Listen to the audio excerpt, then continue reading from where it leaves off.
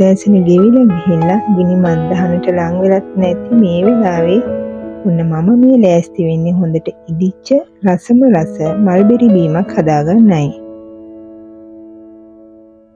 මං හිතාගෙන හිටියේ මේ ඇඹිල්ල කියලා.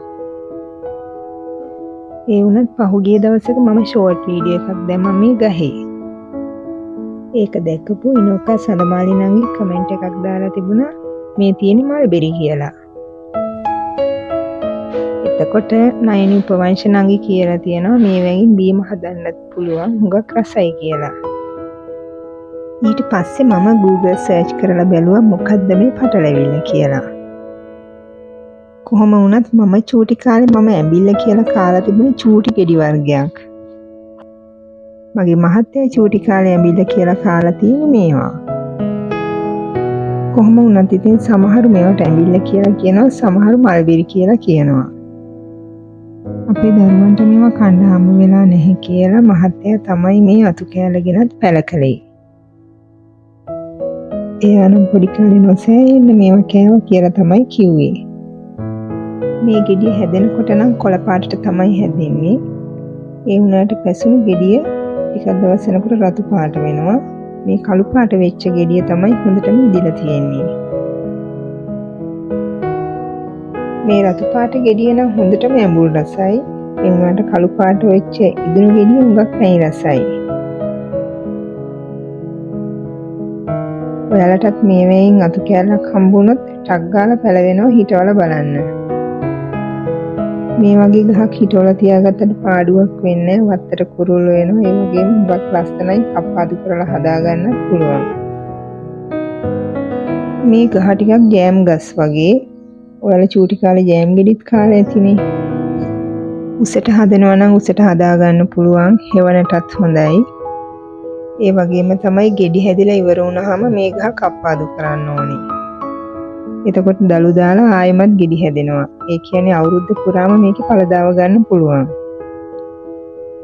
කොහොම වුණත් මේ ගස් වැඩිපුර හැදෙන්නේ වියලි කලාප වෙන්නේ නැති කියලා මට හිතෙනවා. මොකද මගේ ගම් ප්‍රදේශයේ කොස්ගම එහෙදි මං කවදාවත් මේවා දැකලා තිබුණේ නැහැ.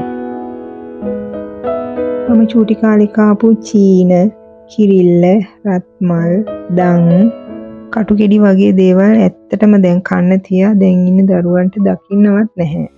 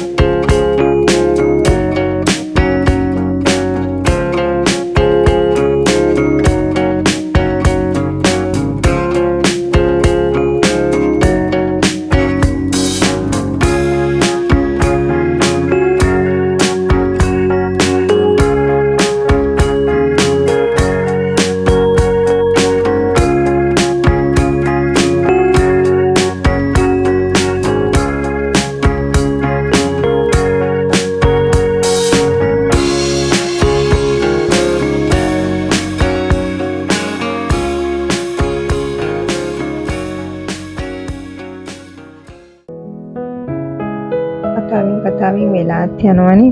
අපි බලමුද කොහොමද දැන් මේක හදාගන්නේ කියලා. ඉස්සෙල්ලාම මම මේ බෙරි ටික හොඳට හොද ගන්නවා. දෙසරයක් විතර හොද ගන්න හොඳට. පොඩි කරගන්න එපා මේ ඉදිච්ච ගෙඩිනේ. හරි සීරුවට අල්ලන්න වෙන්නේ. මෙතන ඉදුණු ගෙඩි ගොඩක් තියෙන නිසා මම සීනි එකතු කරන්නේ බොහොම චුට්ටයි. ඒ වගේම ඇඹුලට හිටින ගෙඩි දෙක තුනකුත් මම දැම්ම හින්දා මම මේකට ලෙමන්වත් දෙහිවත් එකතු කරගන්නේ නැහැ. අවසානයේ මම මේකට අයිස්ක්‍රීම් ටිකකුත් එකතු කරනවා. කැමති කෙනෙක් ඉන්නවා නම් මේකට ලුණු එකතු කරගන්න පුළුවන්. හුඟක් වෙලාවට මම පළතුරු වලට ලුණු දාගන්නේ නැහැ. සීනි දාගන්නෙත් බොහොම අඩුවෙන්. මේ ටික හොඳට බ්ලෙන්ඩ් කරගන්න ඕනේ. මතක තියාගන්න මේක බ්ලෙන්ඩ් කරනකොට අපි වතුර ගොඩ දාගන්නේ නැහැ. ගොඩක් වතුර දාගන්න එපා. එතකොට මේ ටික පොඩි වෙන ප්‍රමාණය අඩු වෙනවා. චුට්ටක් වතුර දාගෙන පස්සේ ඕන වුණොත් ආයෙ වතුර එකතු කරගන්න පුළුවන්. වීඩියෝ එක බලන ඔයාලගේ අදහස් දැනගන්න මම හුඟක් ආසාවෙන් ඉන්නවා. ඒ හින්දා මතක ඇතුව වීඩියෝ එක බලලා පහලින් කමෙන්ට් එකක් දාන්න. මේක හොඳට බ්ලෙන්ඩ් කරගත්තට පස්සේ බලන්න චුට්ටක් රස බලන්න මේකට ඕනිද සීනි තව එකතු කරන්න ඕනිද වතුර එකතු කරන්න ඕනිද කියලා. එහෙම බලලා අඩුපාඩු එකතු කරගන්න. මේක හුඟක් රසවත් පානයක්. ඔයාටත් හම්බ වුණොත් හදලා බලන්න.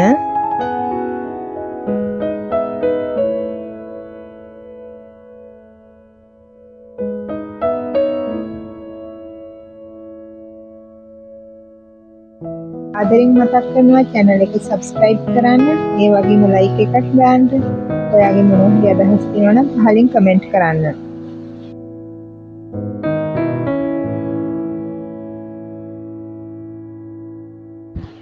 එහෙමනම් ඉතින් තවත් වීඩියෝ එකක් අරගෙන එන්නම්. ගිහිල්ලා එන්නම්. හැමෝටම සුබ දවසක්.